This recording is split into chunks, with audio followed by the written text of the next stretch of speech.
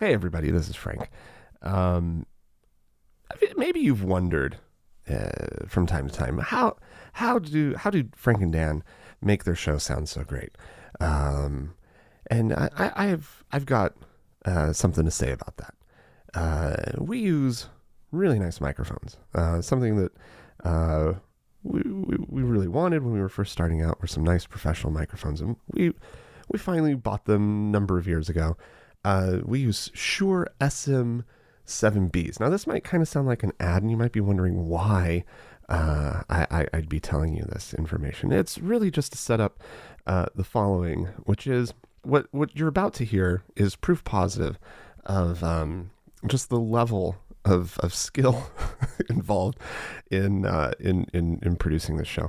I don't sound like I normally would because I forgot to turn on my Shure SM7B and instead recorded the entire episode on my computer's onboard microphone. But I don't think it really affects the quality of the show. Dan and I discussed maybe re-recording the episode, and to be honest, there were just a couple moments in the show that I don't think we could recreate if we re-recorded, and that were just really nice, good moments. And so we're just letting it be. Hopefully next week I push the right buttons and the show will sound better. But in the meantime, enjoy the show.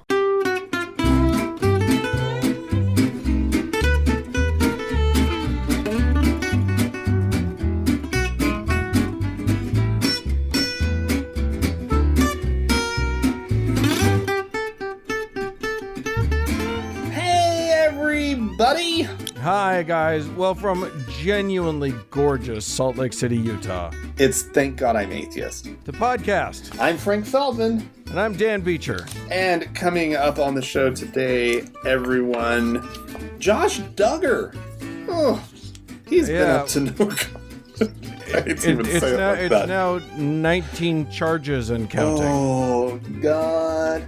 It's a bad day for one particular evangelical Christian and his family, and it's probably indicative of something larger, but we'll talk about that. Yeah, so that's coming up on the second half of the show. Before we get to that, we've got some news stories, some various and sundry stories. Some stuff happened this week, Dan. Yeah. While you were basking in the sun of beautiful Hawaii. It was really nice. And you know what? I listened to the episode. Kate did a great job. Oh, yeah. I thought so too. You need I'm going to thank her right now. Thank you, Kate. But you need to thank her for me. I'll pass it along. Yeah. Wonderful. Yeah. All right. Dan. Yes. I love this phrase that this article uses, so I'm going to use it as well. Pro-Trump evangelical pastor. Uh-huh. Yeah. Which is just, I can't, it's so, oh God. The fact that it's all conflated together. Anyway. Well, with most of them now, it's pro-Trump more than it's pro-Jesus. Like, with kidding. A lot of them, they got to that point. So yes, it's probably right to point that out. So this is Mario Murillo, or Murillo. He is taking the position that God is calling for Christians to, quote, terrify National Democrat leaders. I'm sure you don't really have to try. That's my guess here, is I'm sure they're already scared to death of you guys, and not for the reasons that you think. Right. Well, what he was talking about, he's not talking about, like, take guns up and show them. No, that's true. You're right, Dan. He says that the Lord wants the prophetic movement to take its stand in the arena, right? To barge open the doors of influence and say, we belong here. Mayor, we belong here. Governor, we belong here. Oh my God. Congressman, we belong here. If you're going to try to legislate immorality, We're going to fight you with every last drop of the anointing of the Almighty God. Wow. And of course, what he's talking about in terms of immorality is nothing immoral at all. Things No, of like course not. gay people existing and Right. abortions occurring and Right. and Or being the choice of the woman. the government taking a role in like the well-being of this nation. Of humanity, yeah. Yeah. Oh, that sounds awful. And immoral. So immoral. So immoral. Yeah, he's urging his followers to take political and moral action by terrifying. Yeah. And so, And yeah, I mean, here's the thing: funny is- you say that you know, because like when I first said it, it sounds like maybe it's about taking up arms and whatnot. But I think this language is really important, and I don't want to defend them, right? That's true. And let them off the hook, because like this dangerous language that they keep using does incite people to do things, right? Yeah. What do you you're getting involved, and you're calling the mayor, you're calling your member of Congress, right? And you're terrifying them. Well, I'm sorry, that's a bad stance to be taking, right? That's a bad starting point. Yeah, is because to be like trying to terrify them. Well, because most of the people listening will understand that what you mean is what he probably means is overwhelm them with your presence, or Sure. just make sure that they know that that their job is on the line come next election day or whatever. But all it takes is for one nutball to be out there hearing that language and interpreting it as, oh, I know what he really means. Yep. He wants me to actually be a terrorist, Right. essentially. Right. And they'll do it because they're religious zealots, and that's what they do. So you have to. He needs to be way more careful with his language. Yeah. Not that he would ever take responsibility if someone did say, "I'm doing what so and so, whatever Mario, whatever his name is, told me to do, and I'm shooting you right now." Like, even if they were like that, he would not take responsibility for his own language. Right. But the other thing is, I love how he's talking as though evangelical Christians don't have wildly disproportional influence in this country. Oh, I know. Like, insanely disproportional influence. Right. And he's talking as though, like, somebody's got to hear us. We got to get heard in this country. Oh, my God. Right, because the last nut job... or in chief, right? Yeah. They didn't have any, influence with him. They couldn't even. Nobody would even answer a phone call. He goes on. Embrace yourself, Dan. He says to organize, educate ourselves on how to terrify national Democrat leaders, how to win local elections, and train our people to know why they believe what they believe and to believe it with conviction. This means that the pulpit must take on abortion, gay marriage, transgender indoctrination of our children, and yes, racism. Right?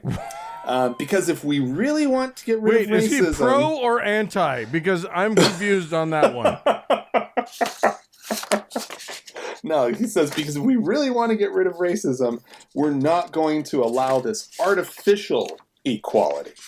Because I have no idea what he's talking about there. Because that in itself is nothing but the plantation owner trying to lure you back and tell you that I'm going to take care of you if you just come back and start to be a servant of me. What is he talking about? He continues.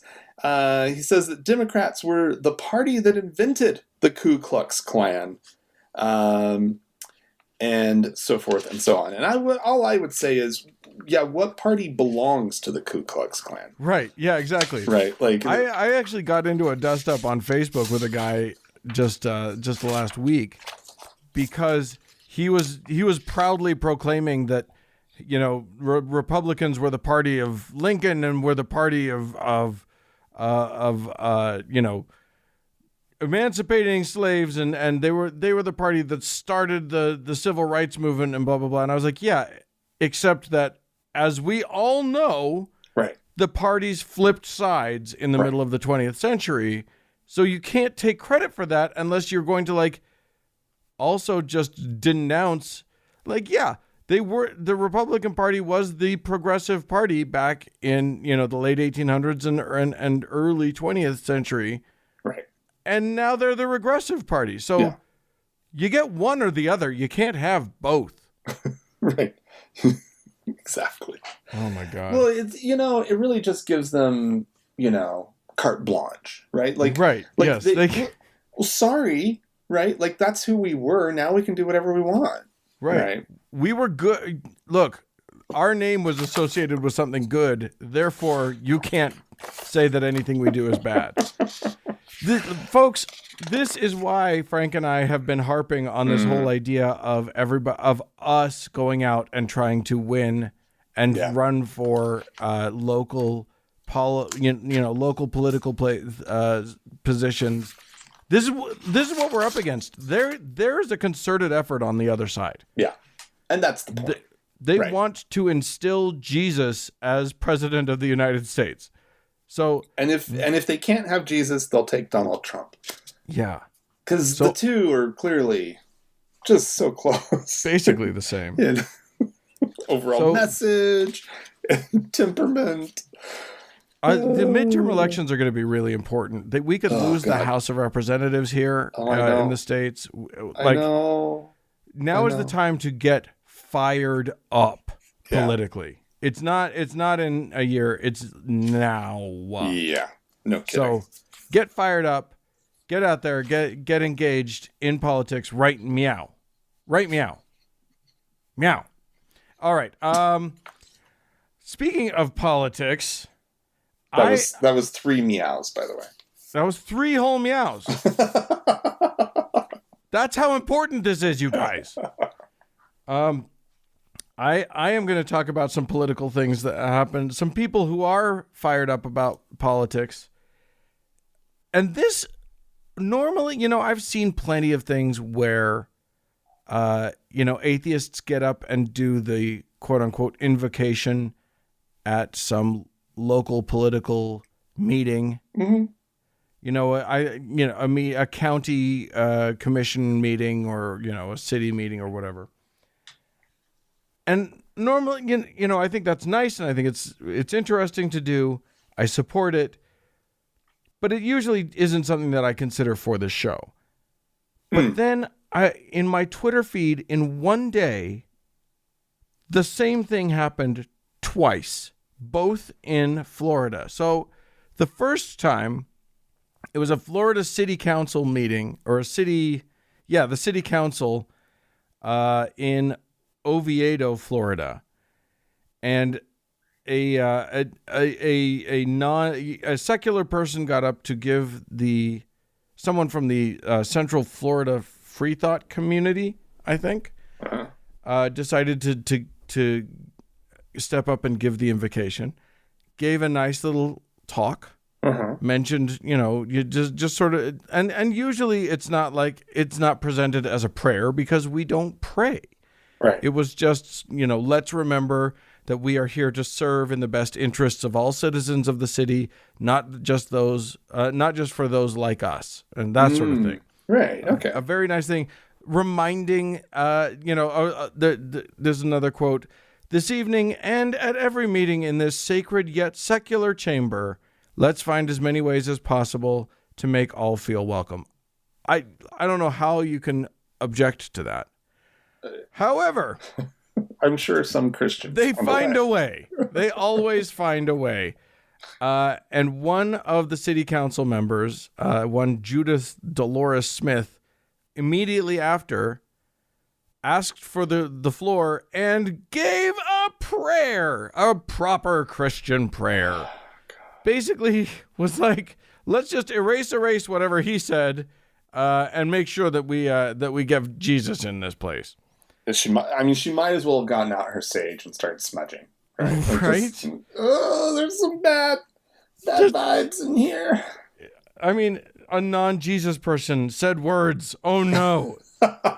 Words to which you can't even possibly object, but they didn't have the word Jesus in the beginning or at the end say amen. So anyway, that happened. And then literally just a little ways down my Twitter feed, I get the story of Polk County, Florida, where Sarah Ray, who's the co-founder of the atheist community of Polk County, and we've had some back and forth, some interaction with Sarah. She's great, and she was chosen to give the invocation at the Polk County Commissioners meeting. Gets up, gives a lovely little thing, just reminds the commissioners that Polk County has people who aren't Christians, right, as well as Christians. We are, she said, we are Christians, Jews, Muslims, Hindus, Buddhists, Sikhs, humanists, atheists, agnostics, unaffiliated, uncertain, and so many others. We are straight, gay, and transgender. We are old, young, and everything in between. Blah, blah, blah. Sorry, Sarah, not blah, blah, blah. She went on. I'm not going to read the whole thing, is what I meant. Yada, yada, yada. Yada, yada, yada. In the name of Jesus Christ, amen. No, she didn't say that. No, that's the atheist prayer sign-off. Blah, blah, blah. Right, exactly. Blah, blah, blah. You know what I'm saying. Anyway, she completed her thing, and then immediately the guy got up and said, would everyone please stand and bow your heads? Father God, thank you for this day and for your mercy and grace, blah, blah, blah. It was immediate. It happened twice on the same fucking day. Oh, God. That's amazing. I just don't... They're so threatened by their majority and complete control over everything. Yeah, exactly. One person comes along and just kind of points out, there are others here. Yeah. And they lose their shit. Well, God. And the fact is that somebody, in the place where normally somebody says Jesus, Jesus, Jesus, amen, somebody said something that wasn't that. And they just can't handle it. Yeah. I mean, what if, it was religious, and directed toward some kind of God that's not theirs. Yeah. Would they do the same thing? Would they, excuse me, I mean, I don't think I can proceed after hearing that Hindu crap, right? What are they, are they going to do the exact same thing? I'm guessing they wouldn't have somehow rationalize it. That, well, at least it's to, I don't know, some kind the real God knows we were actually talking to him. Why is it so hard to just be like, well, I mean, she said nice things. I bet God would like that. And also, you can pray before you get there. Oh, absolutely. Well, and it covers it. Okay, guess what, Dan? You're supposed to just have a prayer in your heart. Yeah. Right? Jesus had that whole thing about, those who pray in front of everybody for show are hypocrites. Jesus said that. Yeah. The Book of Mormon has a whole thing on it, Dan. We should, you know what? Let's send them a Book of Mormon. And highlight the whole part about the rammy-umptum. Just ram it right up their umptum is what we should do. Oh, good Lord. Well, speaking of the Mormons, Dan. Yeah. God. We've spoken a lot on this show also, not just about Mormons, but also in the last year about COVID-19. And now, what is that? I know. I know I've heard of it, but it's ringing a vague bell, but I don't really know what it's a number, I guess. I know. I miss those days when I didn't know what it was. Right. But nonetheless, the vaccine is here, and it promises to return us to some sort of normal. It doesn't promise that. As long as people take it. There's a contingency there that you have to actually take. We have to achieve some sort of herd immunity, which, by the way, top epidemiologists are now saying we're not going to get it. We're not going to get there. because of vaccine hesitancy. Yeah. So where am I going with this? Well, turns out Mormons are they're a funny bunch, right? Oh, because my up God. until recently, they would have just been on board. I mean, I think so, right? There wasn't a ton of vaccine hesitancy, like No. in Mormonism. That Mormons weren't just did as they were by and told. large anti-vaxxers and whatnot. No. Of course, there were some that were, but like it wasn't like a big thing. Well, now, according to a recent polling, only 50% of Mormons in the United States say they have gotten or will definitely get vaccinated, while the other half are either vaccine hesitant or vaccine refusers. This is, and it is important. There's an important caveat here that while these numbers are coming out of a much larger study, or survey rather. So only 105 of the participants in a over 5,600 respondent poll were actually Mormon. So there was a very small portion of Right. the whole study. And so there's a huge margin of error, but it points to there's definitely a large percentage of Mormons who are not getting vaccinated. And it's the Trump Mormons, and I don't know I don't know where they came from. They did not exist in our day. No. 17% say they will not get vaccinated at all. About a third of them fall into that hesitant category, which is an interesting category because it's like, what do you, okay, I get it, you're still processing it, but just fucking go get it. What are you right? waiting for? What do you, like, now, how do they compare to others, to other religious groups? Sure. They're faring slightly better than white evangelical Protestants. Yeah, because it's impossible to be worse than white evangelical Protestants in the country of the United States of America. It's literally impossible to be worse. There's one group that is, according to this. Hispanic Protestants. Oh, my God. 43% are acceptors, although they have a very large hesitancy group, which is 42%. And only 15 are refusers, whereas white evangelical Protestants, 26% of them are refusers. You know what I'm going to do? I am actually going to give the Hispanic Protestants a bit of a pass. Yeah. Only because they've been given plenty of reasons not to trust white folk. Oh, yeah. And so, yeah, I almost get it. I almost get it with them. Yeah. I mean, the whole hesitancy thing, like, we went out to eat the other night, which is something you can do, or at least I'm doing. I've done it a couple of times since my vaccine was fully effective, and I forgot how to eat at a restaurant. I literally was an idiot. Get Dan a bib, everyone. I went for breakfast, and you know how you get toast and you get two slices of toast that are both cut in half. So there's 4 halves of toast. Yeah, yeah. And they butter one side of each of those halves, and then they put them sides together. Yeah, that's a smart way of handling that. It's what you do. I just picked up a slice of toast and started putting jam on the top, and my hand was on the butter side. I forgot how to eat at a restaurant. I'm that big of an idiot now. It's like riding a bike, though. You'll be fine.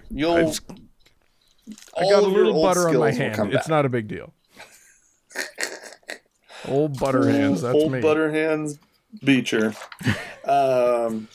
Yeah. So I don't even know what I was. Oh, sorry. You were saying that you went to a restaurant. Oh yeah, and the server was somebody that I've known for years. And he was like, I don't know if I want to get vaccinated. And I was just like, how? Did you yell at him?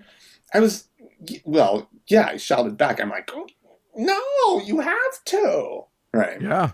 And he was like, I just don't want to get sick. I'm like, Oh my God. it's 20. First of all, not everybody does. Not everybody Yeah. gets sick after the second shot. Yeah. And if you do, you're okay. But It's so you much know better it's than going getting to COVID. end in 24 hours. Yeah. I mean, Dave got sick after his second. I didn't.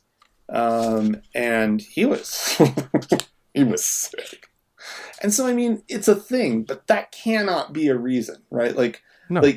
Like there are maybe you could have like a question, right? And there's probably a good answer.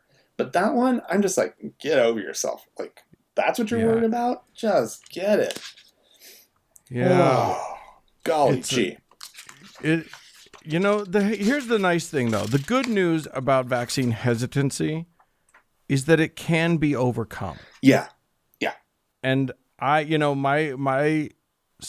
mother-in-law was hesitant Mm-hmm. and was not going to do it, and was like really on the no side of things. Mm.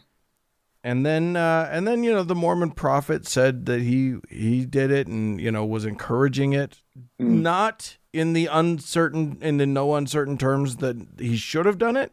Right. He should have just said everybody has to go get this unless there's a completely valid medical reason not to. Right. As your prophet doctor. Yeah, Right. exactly. And he is a doctor, Yeah, so he I know. really should have said that. I know. But it was enough to make her. She was still scared. She was still worried about it. Yeah. But she did it, Good. and so that's a good thing. Yeah. I mean, So that's yes, the next vaccine step. hesitancy is not. Those people, if we're all careful, Yeah. we might be able to. Well, and the trick here is, like, if you know someone who is hesitant, don't preach at them, because No. as we know, when you preach at people, they dig in their heels, right? Yeah. Like, maybe make yourself a resource, right? To make yourself available as a sounding board for their concerns. Yeah. But like, don't help them find good resources. Help Yeah. them find good information. Yes, these are things as atheists that we can do. Yeah. And also, like, it's a good idea to hear their concerns. Yeah, Don't yeah. dismiss Yep. their concerns. Mhm. Listen to them. Sympathize with them. Tell them, I understand why you would feel that way. That makes sense to me. Yeah. But there are answers to these questions, Yeah. and I can help you with that. Yeah, I didn't do that with my friend. Sadly. Well, But I also know that he's going to come around. yeah. Some people, you need to just bully them into it. Anyway, speaking of COVID, I don't know if you know this. It's not just here. It's not just here in Salt Lake. It's not just here in Utah. It's not just here in these United States of America. Really? It's every damn where. Yeah. It's a global pandemic. But some people, even just like the Mormons, have not gotten the memo. And one of the big groups that have definitely not gotten the memo are ultra-Orthodox Jews. Oh boy. And oh my God, have they not gotten the memo? They just don't want to hear about it. And unfortunately, in Israel, here's the thing about Israel. They've done a bang-up job for most of the pandemic. They actually have done a really good job. They've done a really strong job vaccinating people. Yeah. They were really fast out the gate with the vaccinations. But when you've got a group like the ultra-Orthodox who aren't listening, don't want to hear, don't want to pay attention, and also, not unlike our evangelical Christians here in the United States, have a disproportionate amount of power in the country, Right. shit goes bad.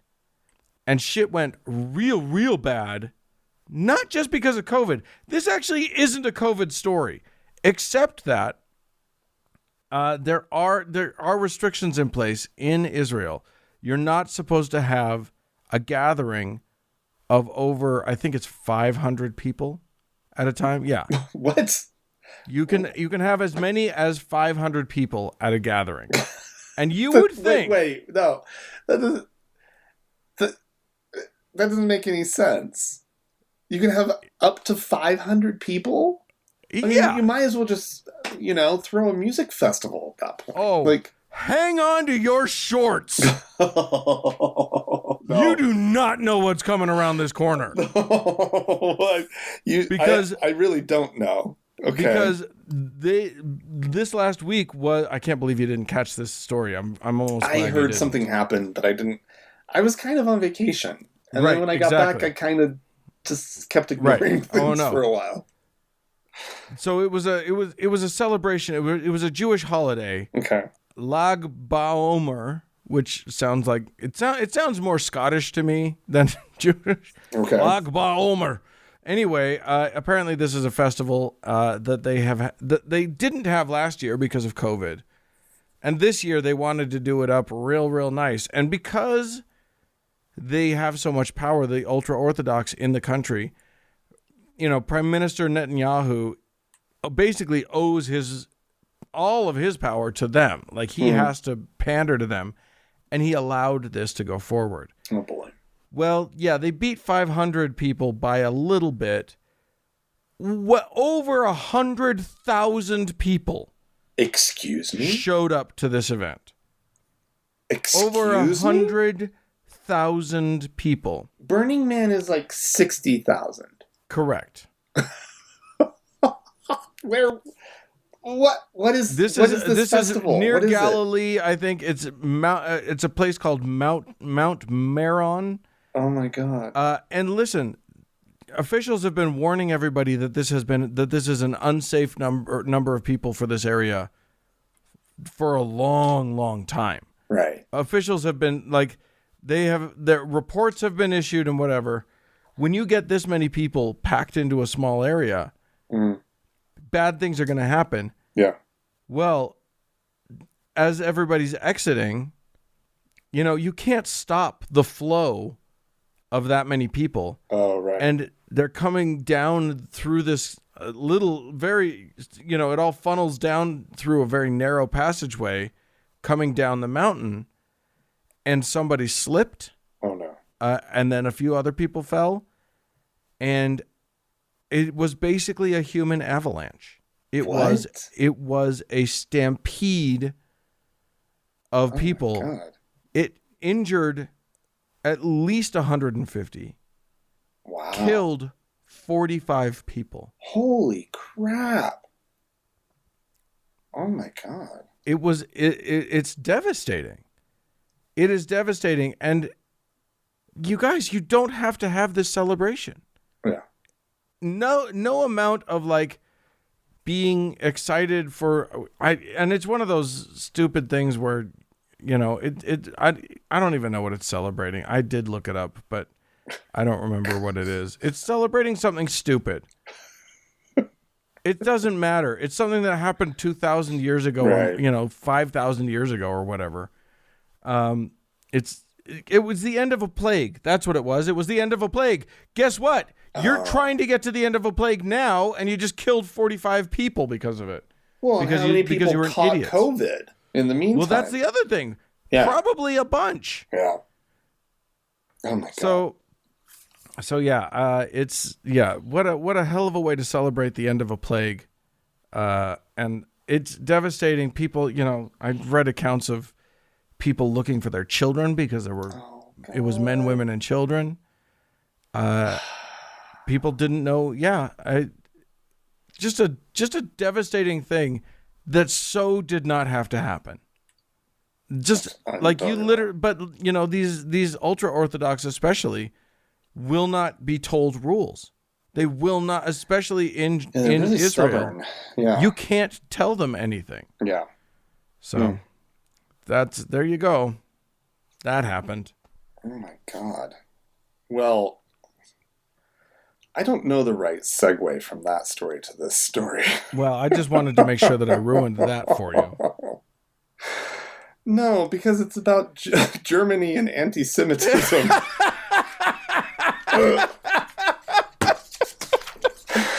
And nothing that was coming to mind was appropriate.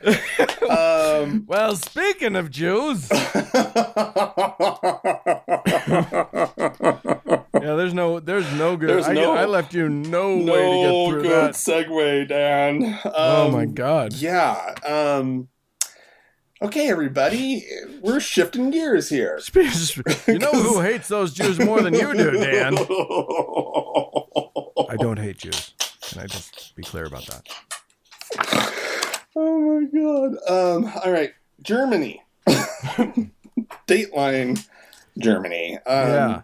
They've had anti-Semitism problems in the past. I'm led to understand. Yeah, historically, a problematic relationship with the Jewish community, to say the least. Indeed. Yeah, and unfortunately, well, I don't know, like as an outside observer of Germany, it seemed like maybe, in the second half of the 20th century, they had sort of, addressed the Holocaust as like a society, right? And had maybe put those anti-Semitic parts of their society well into the dark corners and recesses. I mean, they outlawed a whole bunch of language, and they made sure that they put in some effort. They really tried. Yeah, no, they really did.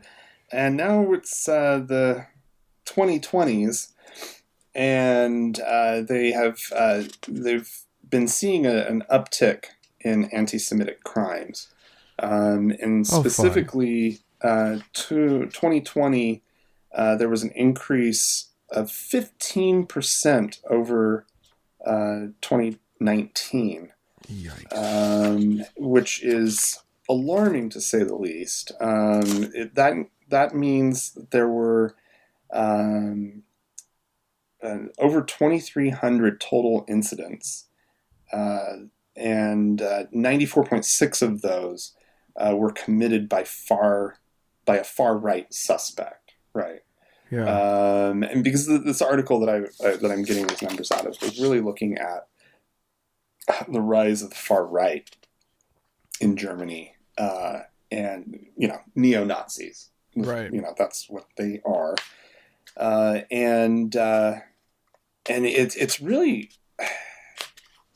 just unbelievably shocking to me, that those anti-Semitic sentiments were just under the surface, apparently, for so many people.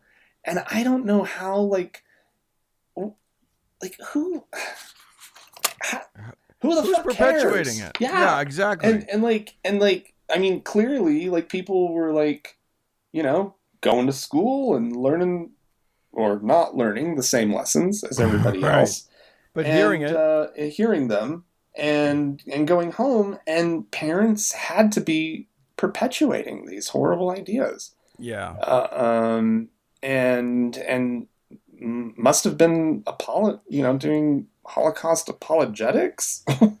Yeah, World it's War just II, alternate histories and whatnot. Not alternate histories where they just say, we as the white race almost made it. We almost got rid of everybody else, but we didn't quite do it. So yeah, guess we're gonna have to try again. And it seems like they are. It's really alarming, and Germany is they're struggling to figure out what to do. Yeah, well, how to it's handle not this. Thank God we don't have this problem in our country. No kidding. We've put all of our.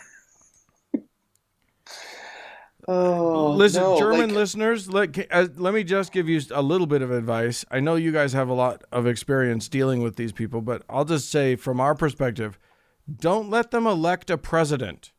Yeah, no kidding. Because we did that, didn't see it coming, and then they buy tiki torches and they have parades and think that they're cool again. It's a bad idea. It's just a bad thing. So, well, I mean, they should know that they had Hitler.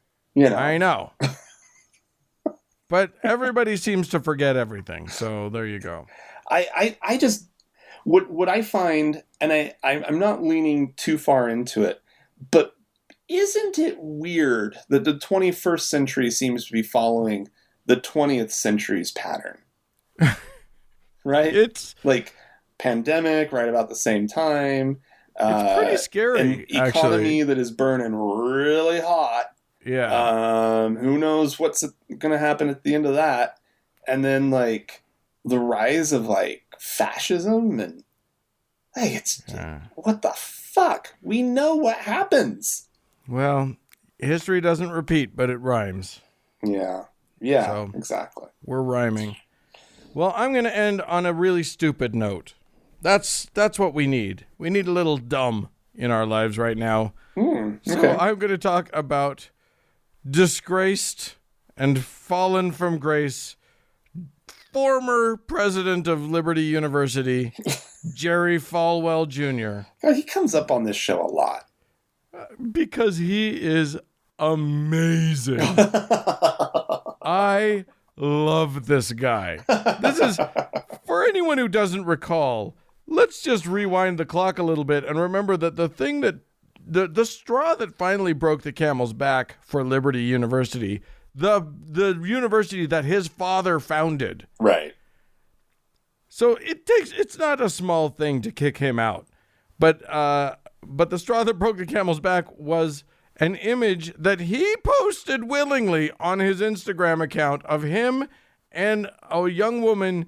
His arm is around her. They're both holding very clearly alcoholic beverages, and both of their pants are open and unzipped. Yeah. Like it wasn't the pool boy scandal. No, the pool boy scandal had already happened, and he was still there. This guy is incredible. Anyway, he quote unquote resigned from Liberty University. Liberty is suing him currently to try not to pay him the golden parachute severance package that he had already negotiated. Right. And then he comes back into the news back this week by showing up at some like weird outdoor underground comedy event, which I don't even know what that is. But Wait, he didn't get on stage, did he? Not to do comedy, but he shows up there and he grabs the mic and he's like, "Hey, you guys." And I only heard a 2-second clip of this thing, and I'm pretty sure the man was wasted drunk. Oh my God. And he's like, you guys all come out to my farm for the real Liberty graduation. What does that mean? He's talking about throwing a party, and he's got like 500-acre farm, this huge thing, and he was going to throw a party for all the graduating seniors. So that was funny. He just spontaneously says it in front of this little crowd and then is like, "Get the word out to everybody. Okay, see you, bye." And then later, a few days later, he actually had to announce formally that he is canceling the party, the event, the party, due to some health reasons apparently. So I'm sure. Yeah, he's sobered up. That's the problem. His wife found out and was like, "What the fuck are you doing?" "No, your blood clots are back. That's what's happening. We're not doing this." It's funny. So anyway, there you go. The story of a party that never was, but should have been, and was very clearly in his mind a fuck you to Liberty University. Oh, yeah. Like just a big old, come and have the real one. You guys are great. It's them that's the problem. Come over to my place. We're all going to party. I'm going to give you some alcohol. I mean, not because you guys don't do that, but I do now. Anyway, there you go. If you would like to write to us and tell us all about your amazing farm and the party you're going to have there, please feel free to do so. podcast@thankgodimatheist.com is the email address. Or call and leave us a voicemail message. We might play it on the show. The number is 424-666-8442. Yeah. Stick around. There's more show coming up.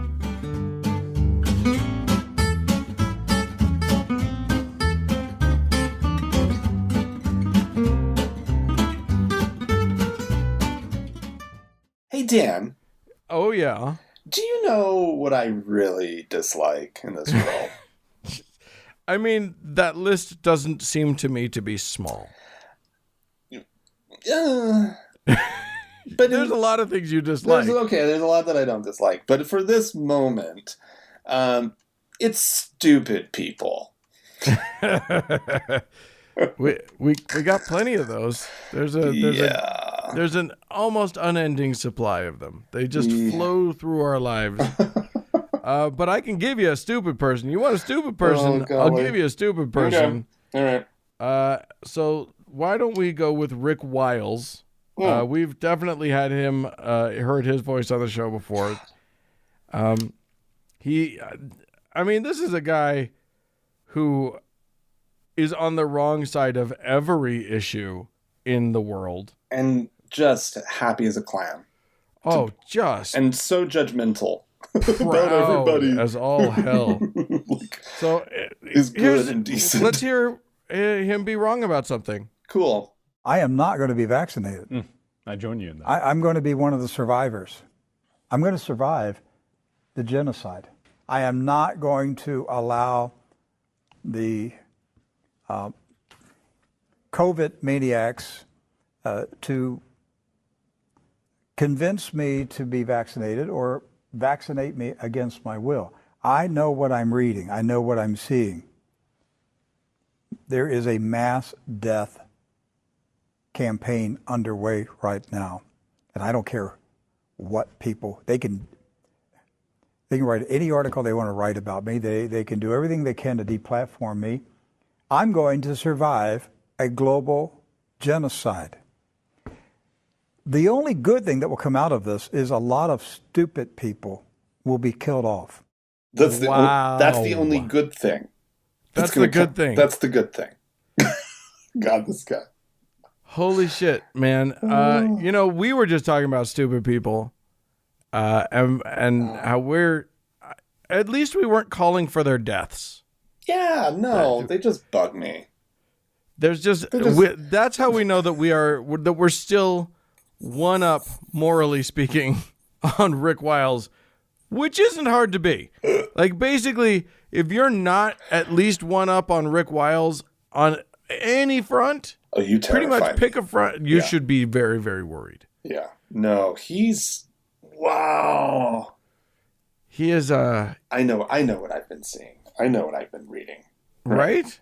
I'm not going to tell you what I've been reading because that would be then I'd have to cite my sources. What you've been seeing is other people saying the same kind of stuff you're saying. Yeah. Not people who, are basing anything. Yeah. Any of the stupid conspiracy theories that they have about the vaccine, whether it's a microchip or whatever. I mean, that it's just one day we're all going to die. Right? Yeah. Have you noticed that people aren't dying? Like thousands and millions of people have gotten the vaccine. Nobody's dying from it. Like there was a couple of people. Who is this person pulling all these strings who just wants everybody to die? Right? What's the end game there? Right. And have a world filled with Rick Wiles types. Oh my God. Oh God. It's literally the opposite of the rapture. We all die and they have to stay. I want HBO to make that show. Yeah. There you go. We'll pitch it. And then we don't have to do this terrible podcast anymore. Oh my God. Oh, good Lord. We at least wouldn't have to listen to Rick Wiles anymore. So we had some folks write into us, some of our delightful listeners, and call into us. So let's get started with that. This is from Adam, who says, "Hi, Frank and Dan. I used to teach in the religious school sector." Oh, you poor man. One thing I never used to attend was the Passion Play. The year 11 students put on a play of the whole crucifixion. Oh, yeah. I wasn't massively into seeing my students crucified, so usually I sat it out. That's probably wise. One thing I did see, though, was when they had the student playing Jesus carry the cross to where he performs in the crucifixion. I'm not sure if you've taught that many year 9 boys, but they were encouraged to hurl abuse at student Jesus, just like in the story. Oh my God. I don't think I've seen so many teenagers enjoy calling Jesus a fucking cunt as loud as they can. I wanted to laugh, but it was disturbing and perverse. All I was left with was wondering what exactly those students had taken away from the experience, other than a significant ability to utter 4-letter words. Well, that's why it's fun. That's what they're enjoying about it. Well, absolutely, It's like but the Hell House things, right? Where they get a revel in like exactly, being adjacent to the things that that they're forbidden, right? Oh my gosh, God, that's amazing. Just well, the minds that come up with these things. I mean, though, like, it's like, they at least were like doing like method acting, right? Like they were. Did they pick the least popular kid at school to play Jesus? Oh no! Who do you pick to play Jesus in that moment? I don't know how that goes. It's not a. There's no good out. It's the cool kid. It's always, Yeah, exactly. It's the, always like quote unquote cool kid at the Christian school. Yeah. All right. Daniel wrote into us. Hi, Frank and Dan. My maternal granddad was a Catholic, and my mom naturally followed suit, bringing up my siblings and I as Catholics. I was very fortunate in that my family is not overly religious. We only went to church on Easter and Christmas. Telling my parents I don't believe didn't have much of an impact. Things were a bit awkward with my mom for a while. I get the impression that Dad is actually agnostic. And I remember that she said my granddad would be disappointed in me, which really hurt. Yeah. Ironically, the Catholic Church helped by shooting itself in the foot. My mom attended a funeral for a close friend and was told by the priest that she could not receive the Eucharist because she was a lapsed Catholic, not going to church regularly enough. Oh. This really hurt my mom, and she seems to have developed a much more personal belief rather than following the church. In a strange way, I think that helped her accept my lack of belief. Oh, wow. I think that's amazing. It's funny when they chase their own off, right? Like, right? It's exactly. I mean, obviously that was a move meant to shame her into going more. Right, but shame is a double-edged sword, man. Yeah. Wow. Yeah. Crazy. I've got a voicemail. Oh, yeah. This is a caller by the name of Spencer, who is has just, this is like the most delightful voicemail. Because, let's just listen. She grew up, she explains it really well, so. Hi, Frank. Hi, Dan. My name is Spencer, she, her. Yesterday I was talking to my mom, and I've never really asked her what type of Christian. I knew we were Christian when I was growing up, but I never asked her what kind. And I actually didn't know that there's other types of Christian until I started listening to your podcast about 2 years ago. But yeah, I always thought we were probably evangelical because her part of the family is definitely one of the wild Christians that are very, very into their faith. And anyways, I asked her what type of religion we were, and she said that we were Lutheran, and I had no idea that I grew up Lutheran. I don't really know if that's part of Christian, but anyways, I just wanted to ask you, you've probably talked about this in the podcast before, but I was wondering kind of what is a Lutheran? I guess I could Google this, but I love hearing you guys talk. So anyways, thank you. Talk to you later. What a great way to grow up. I'm sorry. Yeah. That's wonderful. Like, so casually religious that you don't even know what you are.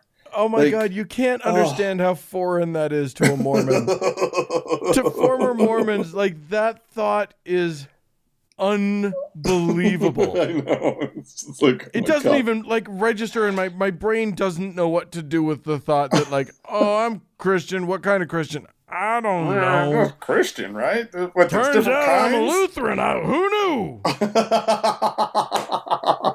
I didn't know that. Wow. Oh, but Spencer, there's a very good chance that the rest that very crazy religious part of your family is also Lutheran, right? Because there are different brands of Lutheranism. There's like the mainline Protestant, types that are mostly harmless. But then there's the Missouri Synod Lutherans, and they are psychos. I mean, they might as well be evangelicals. In fact, they probably kind of qualify as evangelicals. They're total nut jobs. So, oh my God, I don't know much about Lutherans. I like know that they're named after Martin Luther, and that's basically all I got. Oh, my whole family's Lutheran. Oh, outside there you of go. Us few Mormons, and they were Missouri Synod. So the Mormons are the normal ones in the family? Yeah. They're the less extreme ones? Yikes. Oh, man. Well, thanks for that. I don't think we've edified anyone on what Lutheranism is, but it is Christian. They do count as Christian. They are Christian. That's part of Martin Luther. This is the Reformation. Like, this is actually really fascinating stuff about, he how basically Christianity invented Protestantism. Exactly. Yeah. Protesting the Catholics. Anyway, there you go.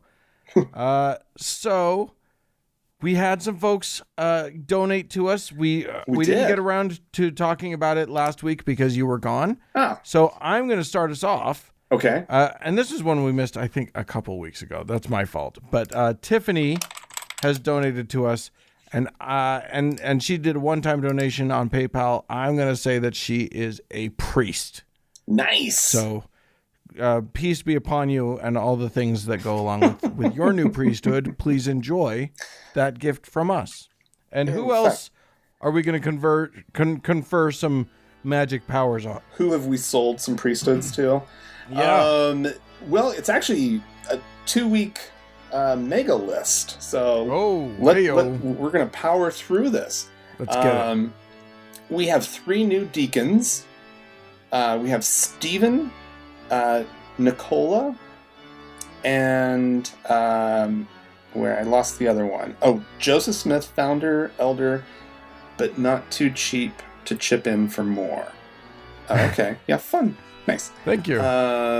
Joseph. Thank you very much. Joseph started at the top rung of the tree, but we're starting him on the low rung. Yeah, starting out as a deacon. He's working his way up. You got to build to something. We have a new teacher by the name of Curtis. Okay, thank you, Curtis. We have 3 new priests. We have Thomas, Eric, and Jay. Oh, bless you. So thank you guys. And then we have a new prophet, seer, and revelator, Dan. Whoa. By the name of Ali. So, all right, Ali. You now have the power of prophecy. Use it carefully. Use it wisely. And thank you. And as always, Dan, we have our top donor to thank, our Lord and Savior, Austin. Amazing. Thank you all so much. Go to thankgodimatheist.com and give us your money.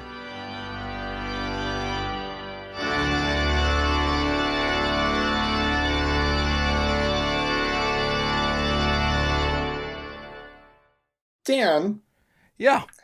A story that we cannot ignore came up this week. Yeah, I wanted to. Yeah, because it's actually a kind of story that we both tend to just skip over when we're looking for news to talk about on the show. Yeah, kinda. Because let's get into what happened with Josh Duggar. Why don't we kind of bring everybody up to speed with those who don't know who Josh Duggar is, he is one of the 19 kids Yeah. and hopefully no longer counting, from the TLC TV show Yeah. called 19 Kids and Counting, about a family of evangelical nutballs who believe in the quiverful notion, which is that they're not allowed to plan a family. How many kids they have is up to God, and they just keep on having sex, and yeah, they got up to 19 kids, which is crazy. One person, one womb, spat out 19 people. Yeah, that's not healthy. That's not right. Well, and what's shocking about that is that not everybody turned out great. I don't know how that happened. Because of the personalized parenting that they obviously were not getting. Right, and also the terrible religious messaging that was the most important thing in the world to them. Right. Including very, very, very uptight, pristine purity culture. Right. Which is big for evangelical Christians. Well, it turned out, we learned back in, when was it? It was several years ago. Yeah, this story's been going on for a while with Josh Duggar. Yeah, we learned. So Josh Duggar is he's either their oldest or one of their oldest, and he had a job with a right-wing Christian think tank that was out there trying to do harm in the world by making sure that abortions can't happen and gay people feel bad about themselves and aren't allowed to do anything, and all that sort of thing. He had a job. He was working in evangelical circles when it came out that as a young man, he had molested some children, a few of which were his sisters. Right. They had tried. It kind of got swept under the rug for a long time, but it got dug up by some reporters. It came out. It was a bad deal, but he was a teenager when it happened, and everybody was just like, kids. He was young too, and it was bad, but he repented, and then everything was fine, and his wife forgave him, and so I guess we should too, or something. It was somehow the gist of how we were all supposed to react to it. Well, now it turns out that he this didn't just stop. He has now been arrested for possession of and transmission of images including depicting nudity and the sexual abuse of children, including toddlers. Oh, man. Lots and lots of images. He had, there were hundreds of images.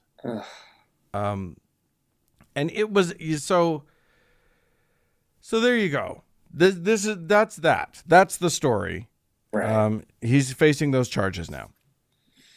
And the thing about it is that, when you and I hear about a priest, like anytime we encounter stories like this, we have to ask ourselves, are we going to talk about it on the show? Right.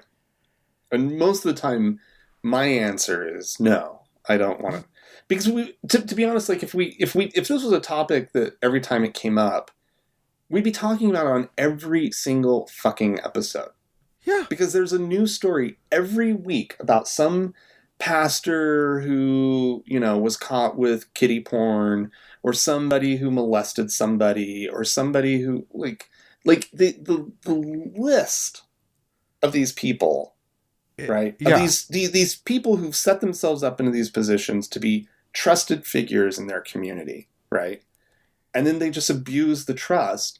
And it's such a common, typical story that I don't want to inflict our listeners with. Well, it would. I don't want to inflict myself it would be with addressing this issue all the time. It would be the Frank and Dan religious molestation hour, and we wouldn't have anything else to talk about. We could do that as like a little side project. Oh my God. Because you want me to kill myself? No, Is that... I honestly don't want to read these stories. The topic just mortifies me, and so consequently, we by and large ignore these stories. But sometimes there's one that's big enough. Unless there's a something about it that has a new or different element. Exactly. Yeah. We tend not to go with it, and that's bad. I don't know, but the fact of the matter is that it is so clear that the second someone, like, these people, if they were just out in the world, maybe they would also still be molesters. But when you give that person power, impunity, position, and a place where people will cover up your mistakes, or they have a vested interest in covering it up for you, right? Yeah, right, because they don't want to be the church with the, with the gross pastor, or they don't want their tithing done. They don't want to lose parishioners because it gets out that their pastor or their priest is awful, right? And so you're right, there's a vested interest in covering the shit up, and that just self-perpetuates. And then when you got a giant organization like the Mormon Church or the Catholic Church or whatever, the Catholics just juggle everybody around and put more people in harm's way, but make sure that, like, nobody ever catches anybody. I mean, it was such a known issue with the Catholics, and it was so prevalent that they were good at it. They were practiced at covering up. Right? They knew what to do. They had rules about it. They internal rules that were not about protecting children or bringing anyone to justice. Right. They were just about protecting the church and then the good name of the church. And protecting one of their own, quite frankly. Yeah. Yeah. So, I mean, the Duggar thing is a big deal in that he was a high-profile guy, and he's definitely, and I think, look, you and I are not psychological professionals. We don't know. We couldn't diagnose anything if we wanted to. Shit. I know all of it. I know what's wrong with everybody. Right, exactly. but you can't discount how he was raised in this. For sure. I don't think you can. I don't think. I mean, chances are, right, that he was probably abused. Well, there's a decent, even if he wasn't abused in the way that he's been abusing people. Correct. Chances are that, he definitely was emotionally abused because these people are awful people. Yeah. I don't know. I don't know what to say about it. It's the thing is that there are plenty. We're not free of this. Atheists. There are plenty of atheists that do this stuff. Yeah. It's an awful thing that just happens across the board. Yeah. But hopefully, at least in our community, if this happens, we don't cover it up. We don't try to make it go away. We don't try to hide it. Well, when it's uncovered, we call it what it is, and we let the courts, we let the civil actions deal with it. Yeah, I mean, we're also just such a loose affiliation with people and small community organizing groups.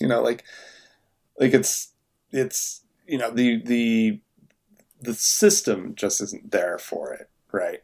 For us to have a systemic cover up of the kind of thing, right? Like, but it is important that we reinforce this idea that no one should be sacred to us that we would cover up their crime. Absolutely. No one should be so important to us that we would let them get away, that we would put other people in danger, in harm's way, because we want to protect our thing. our image, our reputation as a community, whatever. It's just never okay. Yeah. And and here's the thing. I mean, and I think society, if you're just keeping up with society and sort of a lot of the discussions that we've been having more broadly about holding a lot of people accountable lately. I don't know how any organization would want to cover up, or any group would want to cover up anything at this point, right? Like, yeah, you're gonna, like, I mean, this sounds gross, but the points to gain, right, reputationally, at this point in my mind, is on the side of accountability and holding people accountable, right? Like, yeah. you want your organization, you want your group, you want your community to be holding people accountable. Because, I mean, in my mind, that's what makes me go, like, the fact that we don't have sacred cows in the atheist community, I think that's great. And when I see somebody having to account for some action or something they said, I'm just step back and go, that's a good thing. That's how it should be. And I skipped a part of Josh Duggar's story, by the way, Oh, yeah. which I'm realizing, which is that back when it came to light that he had abused all these young people, he was never charged with anything. He never went to jail for that. He got basically a stern talking to from a sheriff, and basically he was let off the hook largely because he was a good Christian boy. Yeah. That's the kind of cover that this bullshit gives. Yeah. That's the kind of shit that happens. Well, and I think if I remember correctly, that sheriff then went to jail for child pornography. Oh, wow. Are you serious? Yeah. God. Oh. So, like, this isn't just a story about a guy who is into child porn. Right. This is a story about a whole system bolstered by religion. Mm-hmm. And religion is the only thing that could bolster this in this way. Right. No, the Democratic Party can do it too. Well, right? That's right. Yeah, that's right. According to QAnon. According to QAnon. This continual thing, this basically steady stream of stories like this that you and I continually don't put on the show. Yeah. Happens because of religion. That's what makes it go. Yeah. So even though non-religious people do these actions, the fact that it continues and is covered up is maybe what we should do on the show is just religion. Be like, just acknowledge, yep, we should just keep a tally. Right? Oh God, don't make me do that. Because it's constant. It's just, yeah. There's always some story. It's like the national debt clock in Manhattan. It would just be the molestation clock. It would just keep ticking constantly. It's true. Yeah. By the way, it's horrifying. And yeah, Josh Duggar, by the way, is not in jail now, having been released by the judge to the custody of a friend and neighbor, where he is required to stay at their house until the arraignment or the hearing or whatever it is. Of course, because he's a good guy. Because he's a good Christian man who's gone astray. And we need to give him as many chances as he can. He is white, right? Let me just check first. Oh, yeah, he's white. Okay, then yes. Then yes. We need to give him as many. And he's famous, so, like, you know. Anyway, there you go. I don't know. There's not much more to say about it. No. We'll leave it at that. If you have something to add, which I'm sure a lot of you do, please feel free to write into us, podcast@thankgodimatheist.com. Or call and leave us a voicemail message. Tell us with your voice what you think. Yeah. 424-666-8442 is the number. Yeah, hey, go to the Facebook page, facebook.com/TGIAtheist. Click the like button there. And if you want to join one of our two, count them, 2 members-only lounges, one on Facebook, one on Discord, go to thankgodimatheist.com. Thanks so much to the Red Rock Hot Club for their use of their beautiful, fine music. And a big thanks to Gordon Johnston for the use of his music. And thanks to all of you for tuning in. Bye-bye.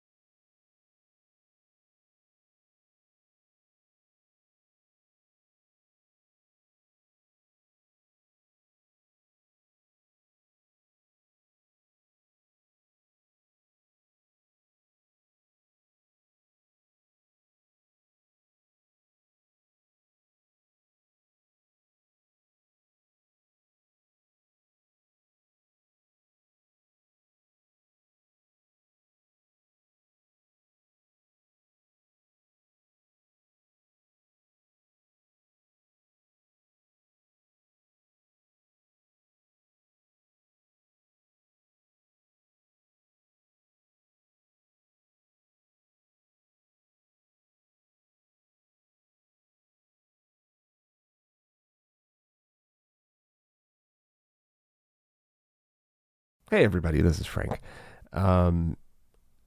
Maybe you've wondered from time to time how do Frank and Dan make their show sound so great? And I've got something to say about that.